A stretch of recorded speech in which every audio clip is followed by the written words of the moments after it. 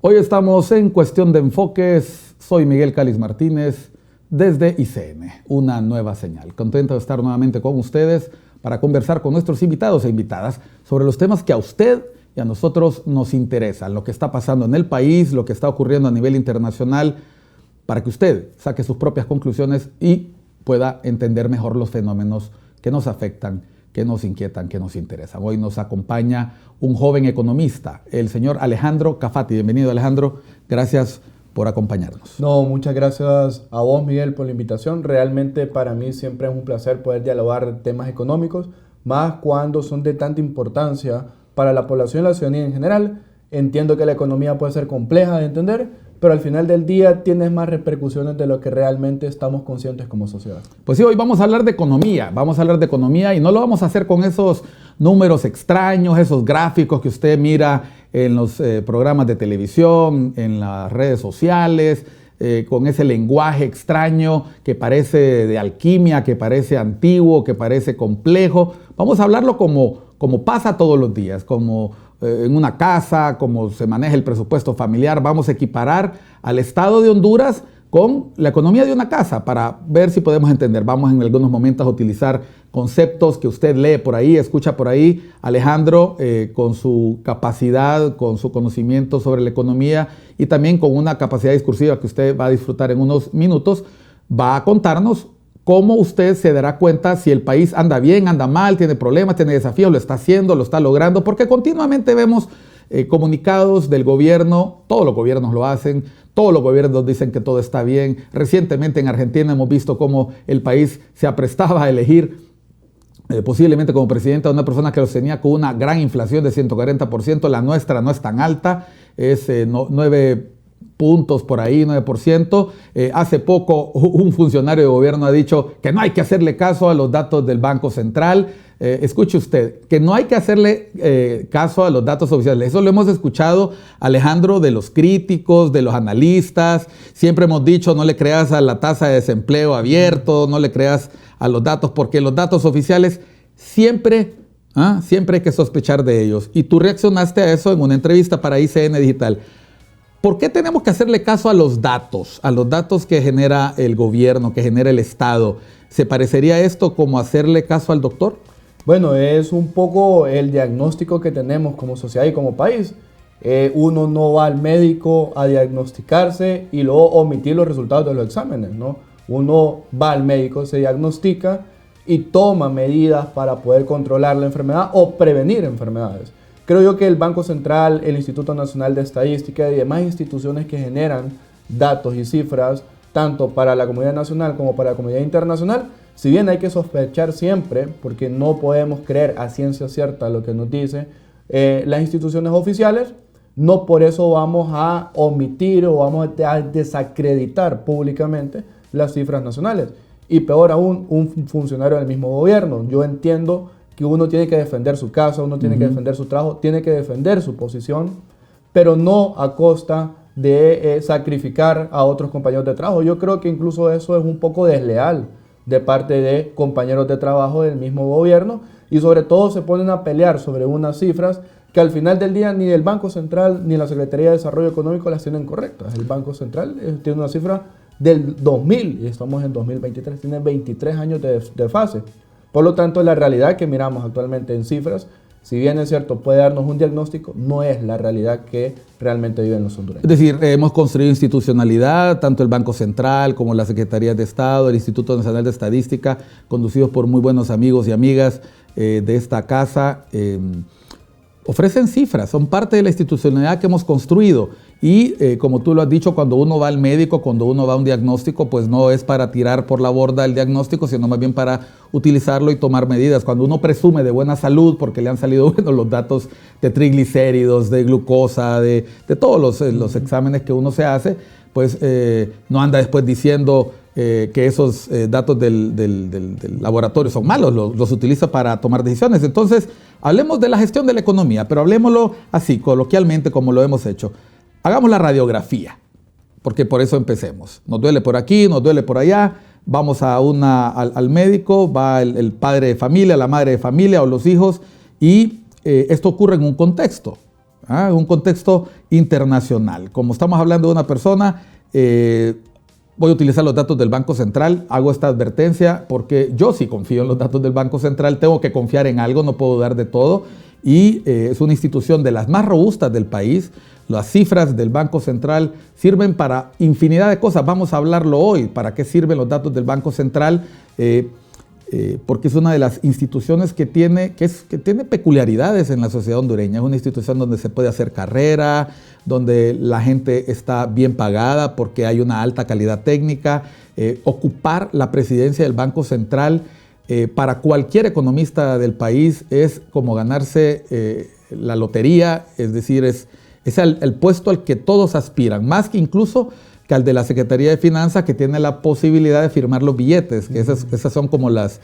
Por cierto, aprovecho para mandar un saludo a los amigos notafílicos, al buen amigo Gilberto Iscoa, que recientemente ha editado un libro que se llama Los firmantes del Banco Central. Así de importante es el Banco Central. Hablemos de datos del Banco Central y hago esta advertencia porque yo, hechas las salvedades que tú has hecho, yo sí confío en esas cifras. Decía el Banco Central que al finalizar el tercer trimestre del 2023, la deuda externa pública, o sea, de nuestra familia, de Honduras, había crecido 3.1% y había alcanzado 9.321 millones de dólares. Es decir, nuestra deuda externa anda cerca de los 10.000 millones de dólares. No se asuste, multiplícalo por 24, ya podrá usted sacar, 25 casi, podrá usted sacar las conclusiones. Con estos datos, ¿cómo andan las finanzas de la casa? ¿Es mucha deuda? ¿Tenemos capacidad de pagarla, Alejandro? Bueno, antes de contestar, yo quisiera enfatizar en algo sobre el tema del Banco Central. Yo creo que el Banco Central es la única institución realmente que tiene consolidada el país. Y como la única institución consolidada, hay que cuidarla. Hay muchas cosas que mejorar porque nada es perfecto, pero hay que trabajarlo. Y un tema de esto son el tema de las cifras. El tema de la deuda pública, acuérdemos que la deuda se compone en dos temas, ¿no? La deuda externa, es decir, la deuda que obtiene Honduras con bancos internacionales, es decir, fuera del territorio nacional, que esa anda alrededor de los 9.000 millones de dólares, y la deuda interna que lo hace con bancos nacionales, privados principalmente, Banco Central e institutos de pensión. Son los principales tenedores de la deuda interna. Es decir, el gobierno pide prestado, para que lo entienda usted, pide prestado afuera y adentro. Es correcto. Ok. Y para tener la deuda total, tiene que sumar la deuda que le debe a los bancos afuera de Honduras y sumar la deuda que le debe a los bancos adentro de Honduras. En total, esa deuda anda alrededor de los 18.000 millones de lempiras. Realmente la deuda externa... ¿De lempiras o de dólares? Perdón, de dólares. O sea que esa que te dije de 9.5, 9.3 es la externa. Es la externa únicamente. Y faltan 8.000 millones que son aquí. Que son nacionales. Con los bancos que vemos ahí por la calle. Con los bancos que vemos por la calle, con los institutos de pensión y con el Banco Central. Excelente. Que es el banco del gobierno, ¿verdad? O sea, se le debe al banco también. Se le debe también al banco Central. Acordémonos que el año pasado el gobierno utilizó 1.000 millones de dólares de las reservas internacionales para el pago de deuda principalmente y el financiamiento del presupuesto. ¿Qué quiero llegar con este tema? Normalmente la deuda externa de países en desarrollo como el nuestro no es una deuda que debemos preocuparnos tanto, porque los plazos son largos. Cuando digo plazos largos me refiero a 20, 25, hasta 30 años, y la tasa de interés oscila entre 1 y 5% como máximo, porque son deuda concesionaria, que se le llama, es decir, es deuda para el desarrollo, es deuda a muy bajo costo. Como la deuda para construir una casa. Como la deuda para construir una casa. No es deuda como la de los extrafinanciamientos de las tarjetas. No, exactamente. Que son las caras. Que son las caras. Escuche usted. El tema es con la deuda interna, porque el financiamiento interno siempre va a ser más caro porque está usando el mismo dinero que está en la economía. Exacto. Y por lo tanto los bancos tienen que recuperarlo de una forma más rápido para no perder liquidez. Esa deuda es a plazos cortos, me refiero entre 7 y 10 años como máximo. Intereses más altos. E intereses más altos, por supuesto. Y ahí sí tenemos un problema muy importante como país para poder hacer frente al pago de esta deuda, porque son alrededor de 600, 700 millones de dólares que hay que pagar anualmente en estos 4 o 5 años de manera inmediata. Y Honduras en este momento, digamos que no tiene la capacidad para poder hacer frente a todo su endeudamiento. Afortunadamente, y eso sí hay que reconocerle al gobierno, no ha dejado de pagarle ni a los bancos nacionales ni a los bancos internacionales, que el no pagar es un problema tanto para la persona con las tarjetas de crédito, todos los préstamos, y para un país todo se multiplica por 100, ¿no? Bueno, miren qué interesante. Estamos viendo que el país está en una situación complicada en el pago de sus compromisos, pero vuelvo a la pregunta. Si el gobierno central es el que absorbe el 91% de esa deuda y el 71.5%, estamos hablando de cifras solo para que usted lo sepa, unas 2/3 partes casi, o 3/4 partes, es con organismos multilaterales, llámese Fondo Monetario, llámese Banco Mundial, Banco Interamericano de Desarrollo, y el 16.8 con acreedores comerciales y 11.7 con bilaterales. ¿Cuánto se está yendo de nuestro presupuesto anual en pagar deuda? Bueno, y ahorita está en discusión casualmente la aprobación del presupuesto, en debate al menos de la agenda pública, porque en el Congreso, con eso de que está paralizado, no sabemos si realmente van a discutir el presupuesto. Pero bueno, esa es otra conversación. Es decir, se podría volver a usar el presupuesto del año anterior, que es lo que dice la Constitución. Es correcto. Cuando no se aprueba a más tardar el 31 de diciembre del año en curso, es decir, al finalizar este 2023, automáticamente debería de utilizarse el presupuesto del año anterior. Eso sería malo, ¿no? Bueno, habría que ver si es malo. Bueno, acordémonos que son alrededor de 390.000 millones de lempiras que tiene el gobierno en presupuesto nacional. Y hasta el momento no ha ejecutado gran parte de ese dinero que le aprobó el Congreso Nacional. ¿Esos 390.000 millones, perdón Alejandro, son dinero que el país tiene o es dinero que el país espera captar con impuestos y préstamos? Miren, qué interesante pregunta, porque siempre hay, digamos, esa discusión entre economistas y que no son personas que no son economistas. Por lo tanto, el nombre lo dice, es un presupuesto, es lo que el gobierno espera gastar, es lo que el gobierno espera recaudar. En base a la recaudación. Es correcto, en base a indicadores como inflación, nivel de endeudamiento, como recaudación tributaria, por supuesto, y en la medida de transcurrir el año puede obtener más o menos dinero del que presupuestó, pero no necesariamente es que se van a gastar los 390.000 millones de lempiras. Ojo, también es malo presupuestar mucho, pues, porque uno es ambicioso, es decir, si uno tiene un sueldo y un salario de 20.000, 25.000 lempiras y uno presupuesta que va a gastar mensualmente 40.000 lempiras, hay un problema grave, ¿no? Porque usted podría gastarlo, pero eventualmente las fuentes para financiar ese gasto de 40.000 lempiras se van a ir reduciendo, ya sea porque las tarjetas de créditos las tienen topadas, como decimos popularmente, o porque los bancos definitivamente no le van a prestar dinero porque usted debe mucho y no tiene capacidad de pago. Entonces, ese presupuesto es lo que espera el gobierno que va a poder gastar para el próximo año. De eso, alrededor del 60% es financiado con endeudamiento nacional y endeudamiento externo. Hay un problema actualmente, y es que por toda la incertidumbre que vive el país, Honduras no está teniendo la capacidad de ir a obtener deuda barata afuera del país. Por lo tanto, tiene que endeudarse internamente. Y como sabe el gobierno que las tasas de interés son altas porque la inflación es alta, entonces ha optado por el financiamiento con el Banco Central, que también es malo, porque es dinero inorgánico que entra en la economía y genera inflación. Es obvio, ¿no? Cuando uno tiene más de algo, tiende a disminuir los precios, ¿no? Vamos a traducir eso a ese lenguaje. Escuche usted, el estado de la economía de Honduras no es boyante, es manejable, pero tiene que hacerse con mucho cuidado porque es una deuda grande con incapacidad de pagarlo todo con fondos propios. Hay que ir, como se dice, a por el dinero fuera de Honduras o dentro de Honduras. ¿Y cuál es el problema de utilizarlo dentro de Honduras? Vamos a hablar después de unos mensajes en Cuestión de Enfoques acá por ICN, una nueva señal.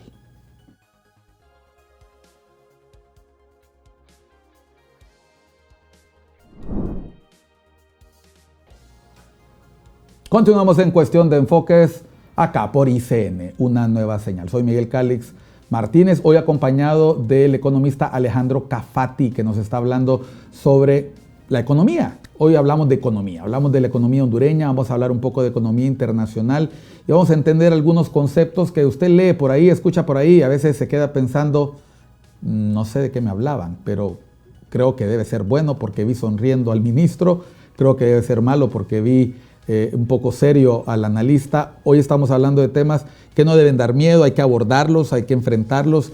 Nuestro país es un país con retos. Alejandro, mencionabas antes de irnos a la pausa que el Estado, cuando no hay suficiente plata, pues se endeuda afuera, hay un 60% del presupuesto que no está cubierto por los fondos que se captan a través de impuestos, recaudaciones. ¿Estamos hablando del déficit fiscal por casualidad? Bueno, el déficit fiscal tiene que ver con eso, ¿no? Precisamente porque el Estado de Honduras no recauda lo suficiente a través de impuestos y sus gastos son mucho mayor que su recaudación. No hay ningún problema, y eso hay que decirlo, no hay ningún problema que un país opere con déficit. Estados Unidos ha operado con déficit históricamente. Europa lo hace. Europa lo hace y los países, Japón lo hace incluso, y los países son países que se están desarrollando, están en un nivel muy superior al nuestro.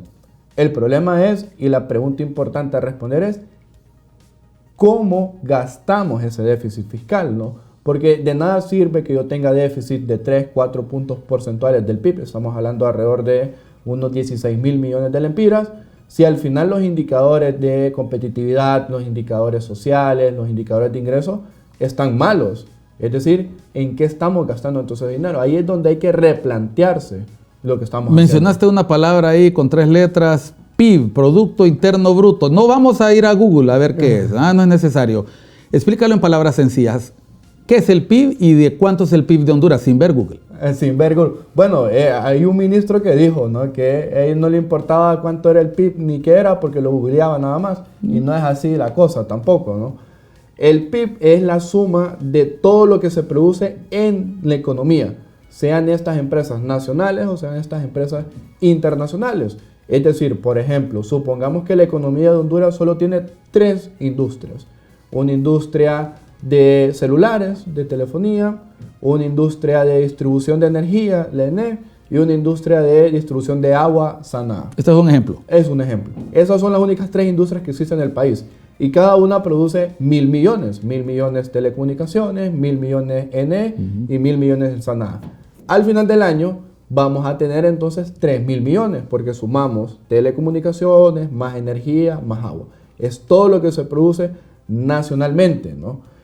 Esto es importante porque en la medida haya más telecomunicaciones, haya más energía, haya más agua, quiere decir entonces que hay más posibilidades de traer una industria nueva, puede ser manufactura, por ejemplo, y el PIB se expande. Si se expande el PIB, quiere decir que usted y yo tenemos más oportunidades de conseguir empleo allá afuera. ¿Qué está pasando actualmente? Que el PIB está creciendo, pero está creciendo bien poquito.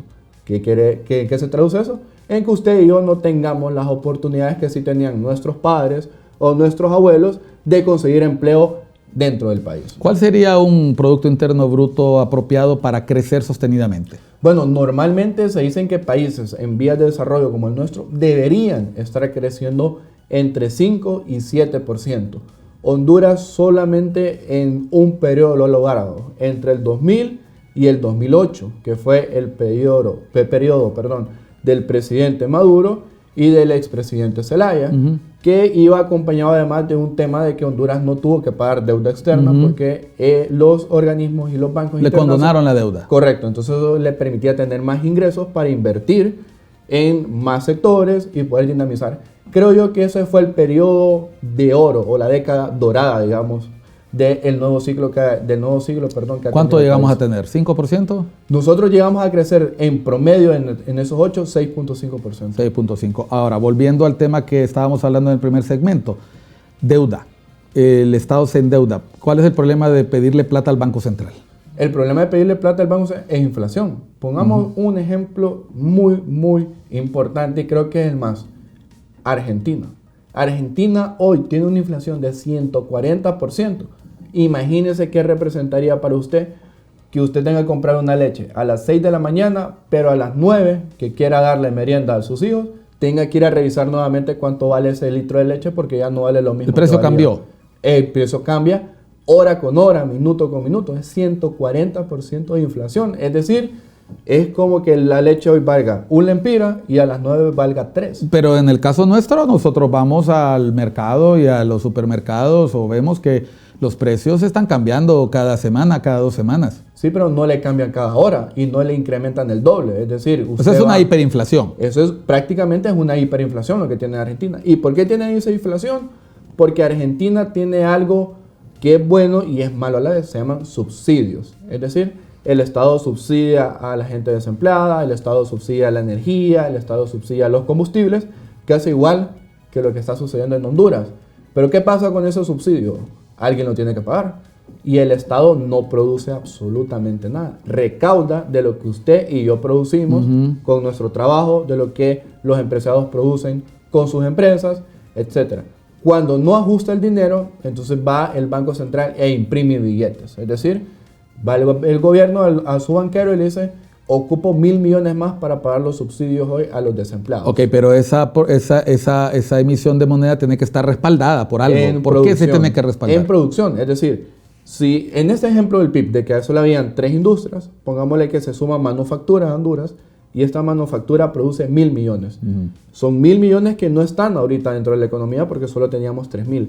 Esos 1.000 millones tienen que ir al Banco Central y imprime ese dinero, pero están respaldados por una cuarta industria. ¿Qué pasa si solo hay 4 industrias y el banco y el gobierno pide 1.000 millones adicionales y no hay ninguna industria que respalde esos 1.000 millones? Quiere decir que hay inflación. Es decir, la población tiene más dinero en sus bolsillos, pero los productos y servicios son escasos y siguen costando exactamente lo mismo. Significa que el producto se encarece. Es correcto, porque usted lo está demandando, tiene más dinero para comprarlo. Cuando hay mayor demanda, se incrementan los precios. Es una dinámica natural lo que está sucediendo. Y en Argentina está pasando exactamente eso. El gobierno se cargó tanto de subsidios que le dio mucho dinero a la población y los productos son exageradamente escasos. Tú lo que estás diciendo es que el caso de Honduras es que no debemos cargarnos de mucho subsidio porque no tenemos dinero con el cual pagarlo. Es correcto. Y la única forma sería endeudándose afuera o endeudándose adentro. Ahora, hablemos entonces en ese caso de el riesgo del país. O sea, cuando un país, yo te pregunté cuánto estábamos pagando del PIB o del presupuesto, cuánto estamos pagando.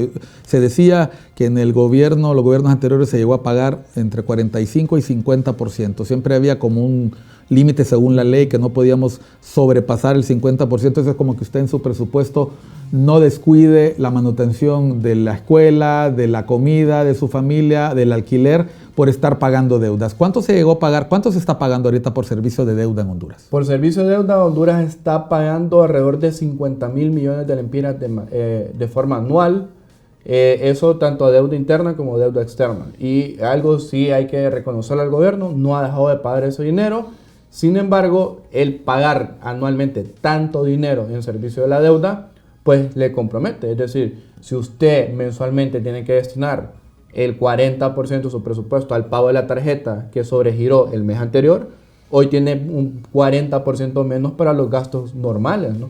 Evidentemente hay que apretarse. ¿Y qué hace un hogar normal cuando no le ajusta el presupuesto? Se aprieta la faja. Es decir, si yo antes compraba 5 libras de carne, una libra diaria, entonces yo ahora lo reduzco a 3. Y con el dinero que me ahorro, compro la leche que me hace falta, o compro el agua, o compro los vegetales.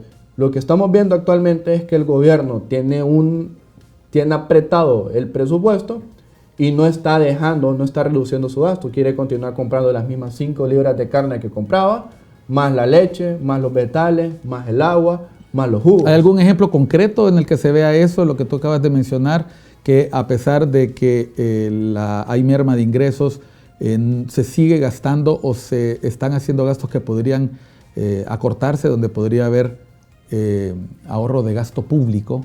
Bueno, solo hay que revisar digo yo que solo hay que revisar el presupuesto como si fuera algo fácil de hacer, ¿no? No es tan fácil como parece. Pero miremos cómo está estructurado el presupuesto del próximo año. Son alrededor de 248.000 millones de lempiras el presupuesto del gobierno central exclusivamente. Y de ese presupuesto, el 84% es gasto corriente. ¿A qué nos referimos con gasto corriente? Pago de sueldos y salarios, pago de alquiler y compra y transferencias y donaciones. O sea, no hay mucho para inversión. No hay, es 9% nada más el presupuesto de inversiones. Y eso es lo que permitiría que se activara la economía más, correcto, que hubieran más sueldos. Mire, a veces más trabajos. Y más sueldos también. Acuérdense que el gobierno recauda impuestos por el trabajo de los asalariados, por los salarios que recibe una persona y por lo que produce una empresa. A mí a veces me da un poco de risa escuchar a algunos ministros llamarse representantes del pueblo. Yo leí un buen libro que hay que tenerle miedo a quien se denomina representante del pueblo, ¿verdad? Pero eso es otra discusión. El punto es que ellos dicen, no, es que tienen que pagar más los que más ganan. Totalmente de acuerdo. Y así está establecido incluso en la Constitución de la República, ¿no? Un impuesto progresivo de impuestos sobre la renta. ¿Qué sucede? Que ¿cómo van a pagar más los que más tienen si es que no están produciendo tampoco? Pues están produciendo lo mismo que producían antes o incluso menos. Obviamente, si hay una reducción de producción, hay menos ingresos. Y si hay menos ingresos, el gobierno tiene menos impuestos. Esta reducción de producción la podemos ver reflejada en otro indicador. Hablemos de la balanza comercial. Honduras tiene una balanza comercial deficitaria y en este trimestre, aunque tuvo un ligero incremento, seguimos importando más de lo que exportamos. ¿Tiene algo que ver con la situación económica interna? Bueno, primero hay que mencionar que Honduras, desafortunada o afortunadamente, depende de cómo lo analicemos, somos dependientes del comercio exterior, es decir, de que todo lo que compramos lo vamos a comprar afuera, lo importamos, lo traemos de Estados Unidos, de Europa, de China. ¿Qué pasa con eso? Que eso hay que pagarlo en dólares y Honduras no tiene dólares, Honduras tiene lempiras, entonces tiene que hacer compra de dólares. El déficit actualmente son de alrededor de 5.600 millones de dólares, es decir, cada trimestre Honduras le suma como 1.700, 1.300 millones de dólares al déficit comercial. ¿Qué es el déficit comercial?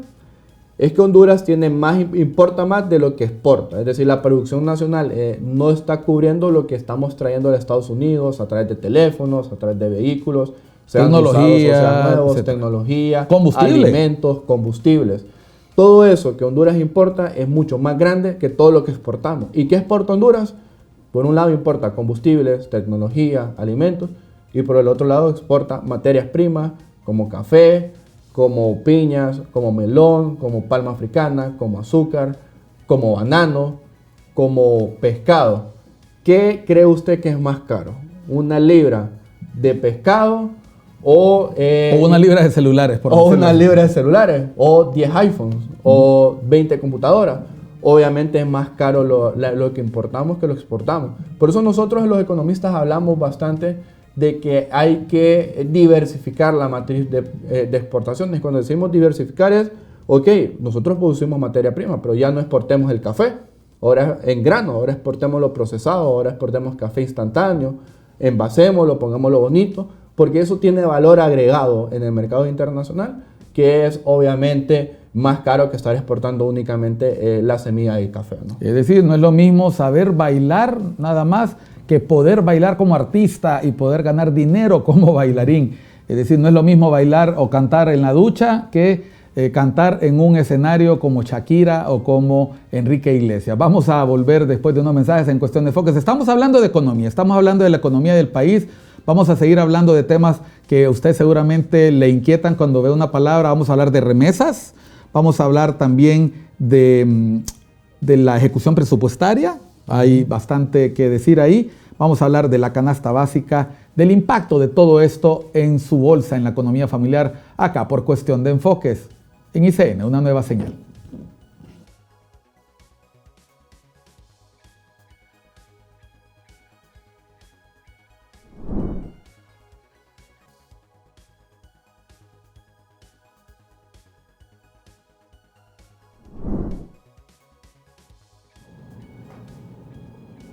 Continuamos en Cuestión de Enfoques, acá por ICN, una nueva señal. Hoy conversando con el economista Alejandro Cafati. Estamos hablando de economía, lo estamos haciendo en una forma que usted lo entienda, explicando esos conceptos que a veces suenan duros, complicados, pero que son claves para entender la situación del país y también la situación de nuestras bolsas, la situación de la economía familiar. Alejandro, hablábamos en la pausa mientras volvíamos después de estos mensajes que hay resultados positivos, o sea, hay resultados positivos. El Estado no se ha endeudado más, está cumpliendo con sus obligaciones. Es cierto que la balanza comercial no se ha desplomado, tampoco ha tenido un crecimiento, no tenemos una economía estancada. Incluso vamos a terminar con un superávit en la parte fiscal.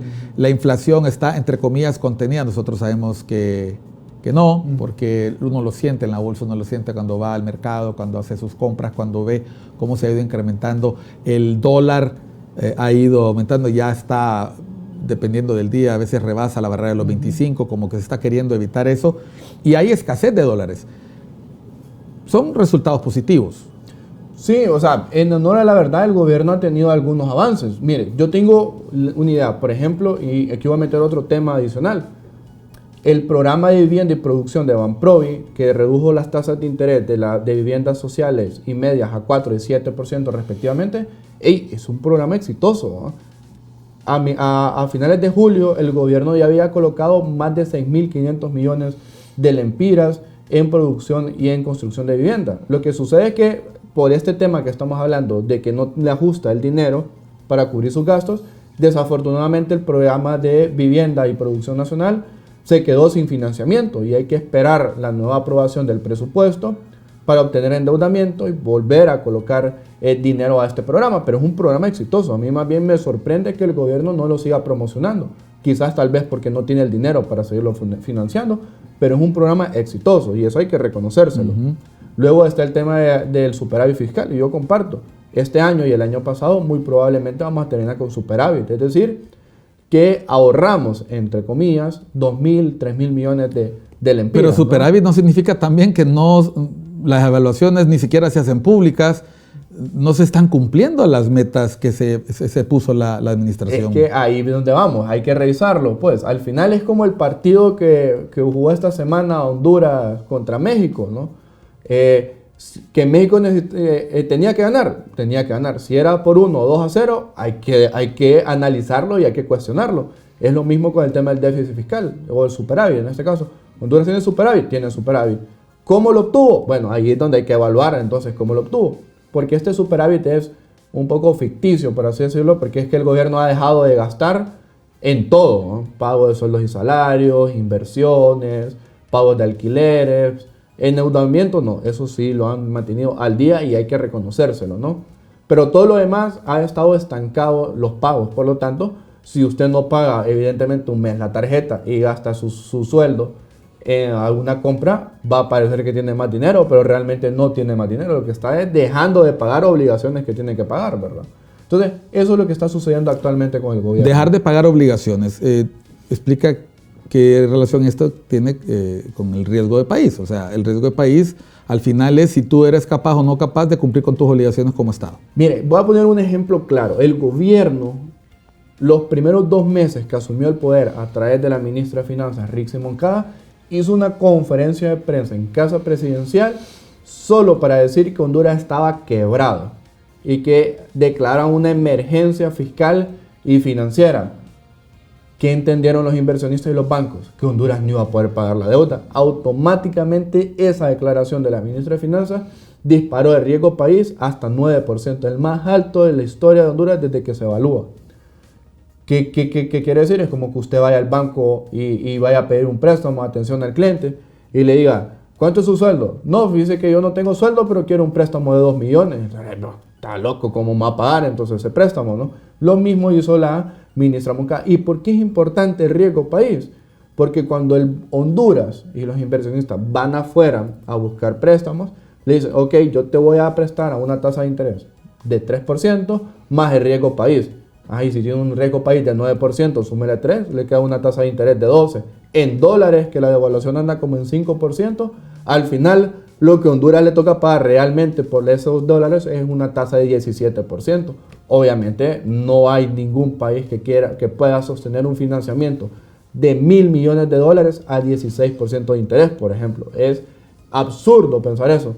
Y es una de las consecuencias de por qué Honduras hasta el momento, en 2 años, no ha podido colocar deuda afuera del país, únicamente interna. A ver, colocar deuda. ¿A qué te refieres con colocar deuda? Bueno, acordémonos que como lo estuvimos discutiendo a lo largo del programa, Honduras no puede financiar todo su presupuesto con impuestos, tiene que ir a endeudarse. Y este endeudamiento puede ser buscando préstamos afuera o interno del país. Cuando nosotros hablamos de colocar deuda, es que quiere decir que el banco o el gobierno dice, ok, yo ocupo $5.000 millones que los voy a buscar a un Banco Alejandro que está en Estados Unidos. Eso es ir a colocar, porque yo voy a buscar los 5.000 y puedo regresar a Honduras con los $5.000 millones ya en las cuentas del Banco Central. A eso nos referimos con ir a colocar deuda. O es como, por ejemplo, cuando yo quiero comprar una casa y no tengo el financiamiento para una casa. Uno va a buscar el préstamo. Esa acción de ir a buscar el préstamo para la casa económicamente le hablamos o la denominamos como colocación de deuda. A ver, entonces, si estamos hablando de deuda, riesgo país mejorado, obviamente si uno empieza dando declaraciones que todo está mal y en el transcurso del siguiente año y medio las cosas se muestran como realmente son, hay un incremento en la confianza en el país que todavía no es el óptimo. Pregunta, ¿lograr un acuerdo con el Fondo Monetario mejoró esa calificación? Definitivamente la mejoró, incluso se puede notar en el gráfico, pero eso es una actualización diaria que hacen los organismos internacionales. Se firma el acuerdo con el Fondo Monetario y lo aprueba el directorio del fondo. 2 días después ya teníamos una reducción notoria en el riesgo país. Lo que sucede es que hoy actualmente el riesgo país ya no es 9, pero sigue siendo 5. Es menos, pero sigue estando alto. ¿Por qué? Porque hay desconfianza en muchas acciones del gobierno. Para asemejarlo a lo que vive usted con sus tarjetas de crédito es la central de riesgo. Si usted no paga, entonces cae como mora y después cuesta muchísimo salir y recuperar el crédito. La palabra crédito tiene que de credere, es creer, es que la gente crea en ti y cuando te prestan y tú pagas, la gente te presta de nuevo porque tú pagas. Pero cuando no pagas, pues entra lo que se dice en default. Las remesas, Alejandro, hemos hablado del contexto internacional, hemos visto cómo en el pasado, cuando en Estados Unidos hay gripe, nosotros nos resfriamos. En los Estados Unidos ahorita no están tan mal económicamente, han tenido un serio problema para aprobar su presupuesto por los conflictos políticos partidarios internos. Las remesas representan el 25% del Producto Interno Bruto de Honduras. Mire, ahí es un tema bien interesante y quiero hacer alguna aclaración. Cuando nosotros decimos los economistas que representan el 25% del Producto Interno Bruto, no estamos diciendo que las remesas son el 25% del Producto Interno Bruto. Ya dijimos en un segmento anterior que el Producto Interno Bruto es únicamente producción nacional. Las remesas no son producción nacional, es envío de dinero de Estados Unidos y España principalmente, ¿no?, hacia Honduras. Lo que sucede es que uno necesita parámetros de comparación, ¿no?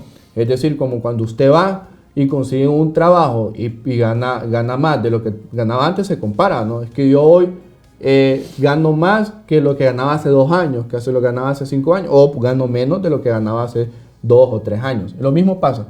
Las remesas necesitan ser comparadas porque eso es un indicador internacional que nos dice qué tanto dependemos de las transacciones extranjeras como país.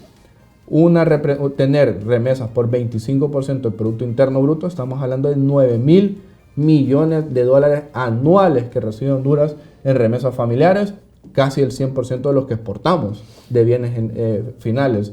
Al final del día nos está diciendo entonces que Honduras no está produciendo lo suficiente para emplear a las personas y sus ingresos, los suyos que nos está viendo, dependen en un 25%, digamos, de lo que se envían desde los hondureños del extranjero. Y usted se preguntará, pero yo no recibo remesas, ¿cómo me está diciendo que mi 25% de los ingresos que yo tengo? Sí, porque usted no, pero la persona, digamos, que compra en un supermercado, que va a comprar a una tienda de ropa para que usted tenga empleo, sí recibe una remesa. Y esa dinámica económica que generan los ingresos de remesa permite que usted y yo y usted, Miguel, tengan un empleo, porque hay un dinamismo económico. ¿Qué pasaría si quitamos las remesas de la economía nacional? Son 9.000 millones de dólares que no tendría Honduras.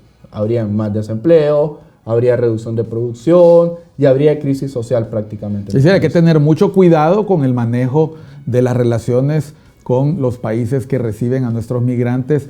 Sin duda alguna, podríamos decir que el principal producto de exportación de Honduras son migrantes y esos son los que traen dinero de vuelta que circula y que activa la economía nacional. Con una realidad así, ¿cuál es el incentivo para parar la migración? Yo a veces he pensado incluso que los gobiernos, y voy a mencionar todos, no solo les conviene que haya migración, porque ¿de qué otra forma van a obtener 9.000 millones de dólares anuales?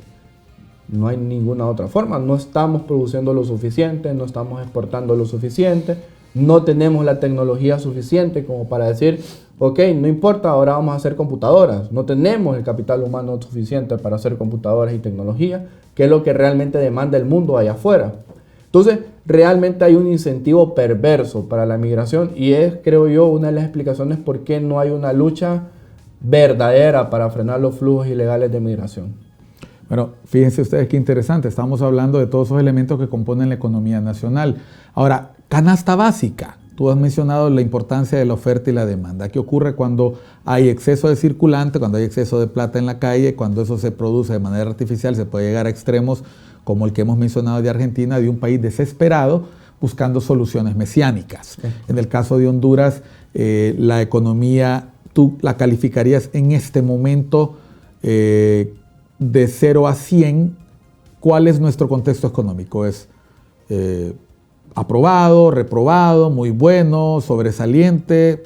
¿Cuál podría ser la calificación? De 0 a 100. Si lo analizamos como una persona, como un niño que estudia en la escuela. Nuestro niño de la familia, que va a la escuela pública. Esa persona que usted le va a presentar, como padre le presenta calificaciones de 0 a 100, y puede ser que esté aprobado. Entonces, mira las notas, todas las notas, matemáticas aprobado, español aprobado, educación física aprobado, todas las clases aprobadas. Pero cuando revisa con cuánto lo aprobó, se da cuenta que lo aprobó con 65, con 70. De panza. No es sobresaliente, por así decirlo. Aprobó, pero no es sobresaliente. Y eso es lo que tenemos actualmente en la economía nacional. Tenemos una economía aprobada, pero de panza, ¿no? Con un 65%, con un 60%. ¿Cuánto de eso es culpa de los profesores de antes, de los años anteriores, y nos cuesta recuperarnos? Bueno, mire, fíjese que a mí realmente no me gusta estarle echando la culpa al pasado, porque lo pasado, realmente, como dice la canción, ¿no? Yo creo que muchas de las cosas son culpa de los que estamos actualmente, y me incluyo, ¿no? Aunque no esté trabajando en el gobierno, porque hay que buscar soluciones. Si nosotros vivimos echando la culpa, no, es que estamos en 65% porque es que mis papás no me enseñaron a dividir bien, entonces yo no puedo sumar ni restar en la universidad. Y eso no es, o sea, está bien que tengas una mala base, pero depende de vos, ¿no? Ser autodidacta y reforzar esas malas bases que tenés, ¿no? Alejandro, hablemos de esas propuestas de solución, porque como dice Alejandro, es bien fácil quejarse, echarle la culpa al pasado, a los demás, pero ¿qué estamos haciendo hoy para revertir esa situación? Hemos hablado de un montón de conceptos, no los hemos mencionado todos, hemos explicado un poco, de manera que usted le entienda, cómo se puede o no manejar la economía de un país, comparándolo con la economía familiar y las finanzas personales. Volvemos después de unos mensajes a Cuestión de Enfoques, acá por ICN, una nueva señal.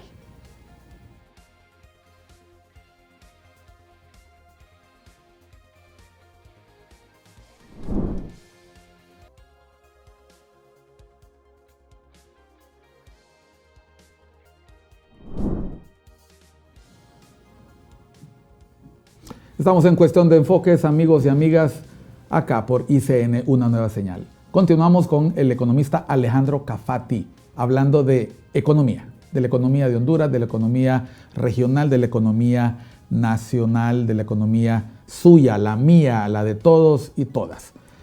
Alejandro, hablábamos hace un poquito de no echarle la culpa al pasado.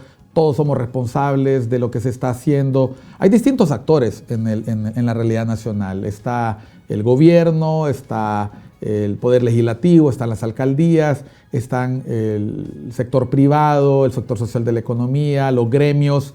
¿Qué rol le toca jugar a cada uno en esta coyuntura? Porque si el país tiene retos económicos o tiene retos de producción o tiene retos sociales, son retos de todos, no son solo retos del gobierno. ¿Qué rol le toca jugar al gobierno para que se sumen los distintos actores y sacar adelante el país?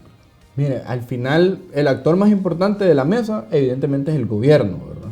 Yo siempre he sostenido, bueno, no siempre pues, pero desde que estudio economía he creído que nosotros, los países en vías de desarrollo, necesitamos un gobierno fuerte. Y por gobierno fuerte no me refiero a un gobierno grande, porque el que mucho abarca, poco aprieta. Necesitamos instituciones sólidas que tengan clara a dónde queremos llegar. Entonces, ¿eficiencia? Eficiencia, ser eficientes, ser eficaces en lo que hacen. Entonces, el rol más importante es del gobierno, porque el gobierno viene y primero le dice al sector privado, venga, siéntese a la mesa, le dice a las academias, venga, siéntese a la mesa, a la sociedad civil, venga, siéntese, a los gremios, venga, siéntese. Estamos sentados todos los actores. Quien convoca siempre debe ser el gobierno porque es el que tiene la representación del soberano, pues los demás sectores representan a sectores o a intereses particulares y entonces el gobierno representa a todos. Estando sobre la mesa, el gobierno es quien debe decir, estos próximos 4 años nuestro objetivo es generar, por ejemplo, 200.000 empleos en el sector del turismo, 200.000 empleos en agricultura y 200.000 nuevos empleos en producción de tecnología. ¿Cómo podemos llegar a esos 600.000 nuevos empleos en estos 3 sectores? Viene y le dice el sector privado, mire, yo le puedo poner la inversión, pero yo necesito incentivos, o necesito mano de obra preparada, o necesito un periodo de gracia para poder recuperar mi inversión y poderle pagar a usted impuestos. Está bien. Viene la academia y le dice, mire, yo le puedo preparar el personal. Si usted quiere, preparamos nosotros a las personas para que puedan producir chips y que venga Intel, por ejemplo, o Microsoft a producir. Y viene el sector turismo y dice, mire, yo le tengo la estrategia para poder hacer la imagen atractiva a Honduras. Entonces suban todos los actores y todos los actores están trabajando bajo una sola línea. ¿Qué es lo que tenemos actualmente como país? Actualmente tenemos a un sector privado que le dice, mire, la crisis está fea, yo necesito incentivos, yo necesito que usted me dé la confianza de que el dinero que yo ponga en la mesa lo voy a poder recuperar a través de producción, a través de inversiones. Tenemos una academia desafortunadamente desaparecida, no huele ni hiede, como decimos popularmente. Una sociedad civil que estuvo muy activa en los últimos 6 años, pero en estos 2 prácticamente ha desaparecido. Y tenemos un gobierno con un discurso que depende de quién hable, ¿verdad? O sea, si hablan un sector del gobierno más allegado, digamos, al oficialismo de Libertad y Refundación, es un gobierno contra los inversionistas, es un discurso de incertidumbre, es un discurso, podríamos llamar hasta incluso de persecución. Y hay otro sector del mismo gobierno que, digamos, no está tan apegado al oficialismo, que es un discurso más moderado, se puede sentar con diferentes actores, pueden dialogar, pueden encontrar puntos de consenso. ¿Qué sucede? Que pues, el primer grupo es más grande en el gobierno y por lo tanto el discurso que más miramos es de confrontación política en el Congreso, de confrontación con el sector privado, de confrontación con la sociedad civil. ¿Por qué, Alejandro? O sea, si se necesita caminar todos en una dirección, ¿por qué hacer esto? O sea, se necesita el concurso de los actores. ¿Cuál es el objetivo de confrontar cuando lo que necesitas más bien es conciliar? Ese fue el mensaje de la presidenta Castro Sarmiento en su toma de posesión. Vengo a reconciliar a Honduras.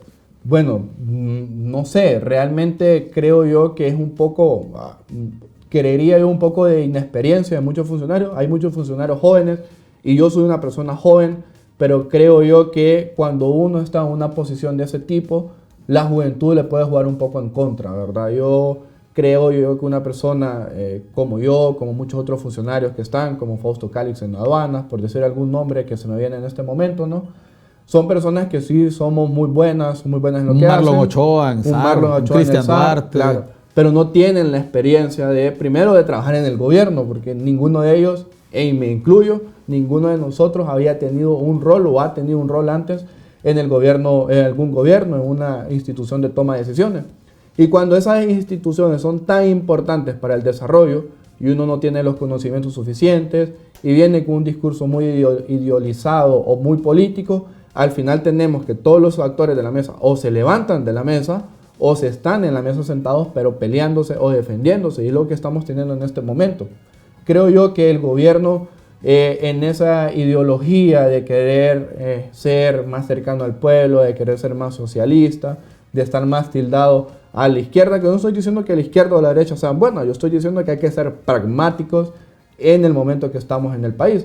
Es decir, si hay una política de la izquierda que funcione, implementémosla. Si hay una política de la derecha, implementémosla. Porque en este momento nosotros no estamos como país en la capacidad de discutir queremos estar en la izquierda o queremos estar en la derecha, como si lo está Chile, por ejemplo. Chile ya tiene subsanadas todas sus necesidades esenciales y actualmente la gente tiene el suficiente tiempo, tiene el suficiente conocimiento para primero poder debatir sobre economía. Yo esperaría y yo aspiro que en algún momento allá afuera la persona que maneja un taxi, la persona que ande caminando, entienda, debata y exija sobre resultados e indicadores económicos.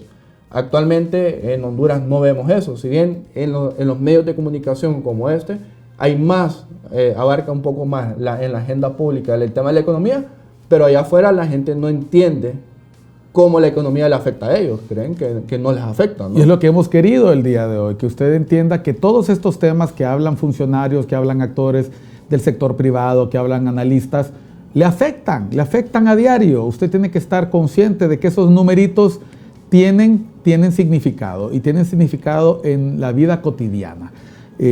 Vamos a ir moviéndonos en la recta final del programa, nos faltan varios minutos todavía, pero quería hablar un poquito sobre todo esto que estamos hablando, toda esta falta de acuerdo. Se quedó en evidencia con la discusión de la Ley de Justicia Tributaria. No quiero entrar en esos detalles técnicos, pero ¿cómo nos afecta esta falta de acuerdo en la canasta básica, en nuestra vida cotidiana y en la economía familiar? Mire, yo quiero meter ahí creo que 3 temas a discusión que son importantes. Uno es el tema de la Ley de Justicia Tributaria. No voy a entrar a detalle porque es un tema muy técnico y evidentemente hasta uno que está estudiando casi a diario el tema le cuesta entender algunos de los elementos y puede generar confusión. Pero la Ley de Justicia Tributaria persigue en teoría 2 objetivos, ¿no?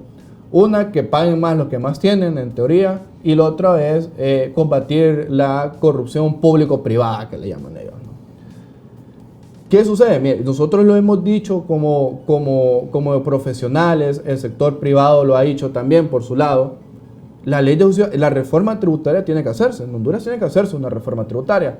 ¿En qué términos? La reforma tributaria que está planteando el gobierno es una reforma para tener más control sobre las cuentas de los cuentavientes en el sistema financiero, sobre lo que gastan, sobre el tema de eliminar el mismo secreto bancario, que es un tema que limita al banco compartir información confidencial de cualquier persona que tenga una cuenta en el sistema financiero, independientemente de esa cuenta tenga 1.000 millones de lempiras o tenga 100 lempiras. Es un derecho del cuentaviente.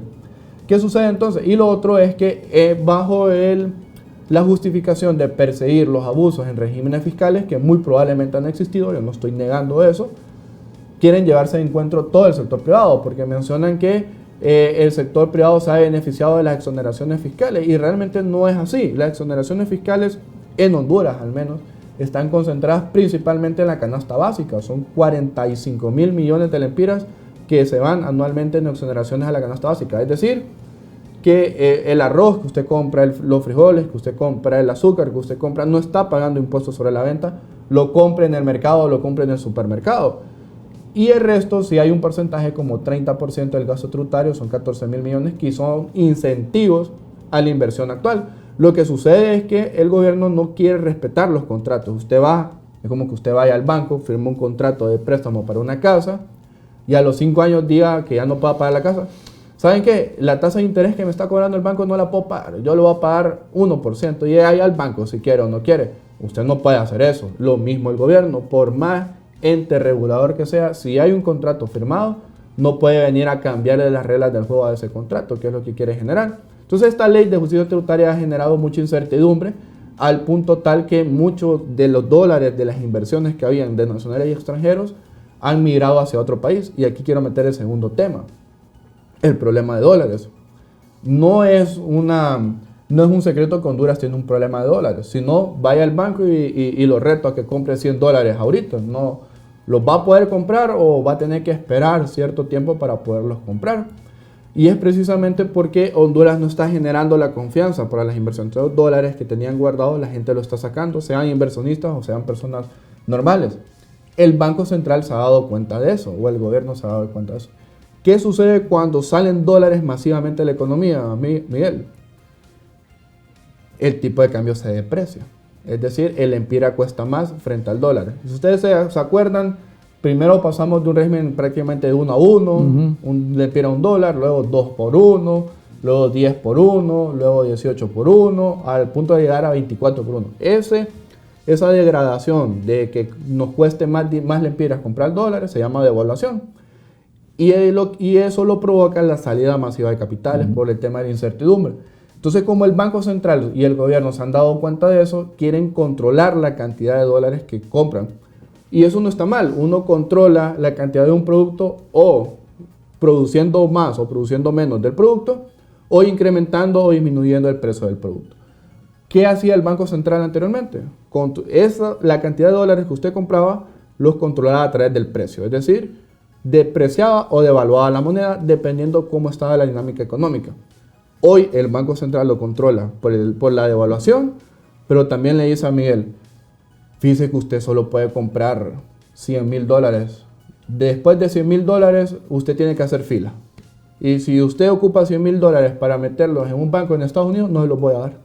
Entonces, evidentemente eso está generando una incertidumbre monetaria muy grande. Nos hemos quedado sin tiempo, Alejandro. Solamente para dejar la conversación pendiente, ¿cuál era el tercer punto? Brevemente. El tercer punto es el tema de la inflación. El tema de la canasta básica es un tema que no se ha controlado y es precisamente por lo caro que se está generando, haciendo comprar productos fuera del país en este momento. Bueno, vean ustedes, hablar de todos estos temas toma mucho tiempo.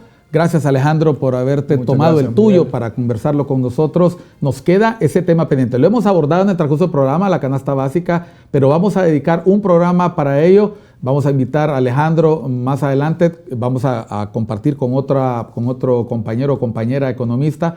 Hoy hemos llegado al final de Cuestión de Enfoques. Muchas gracias por su atención. Soy Miguel Calix Martínez. Recuerde, siempre en punto de las 12 por ICN, una nueva señal.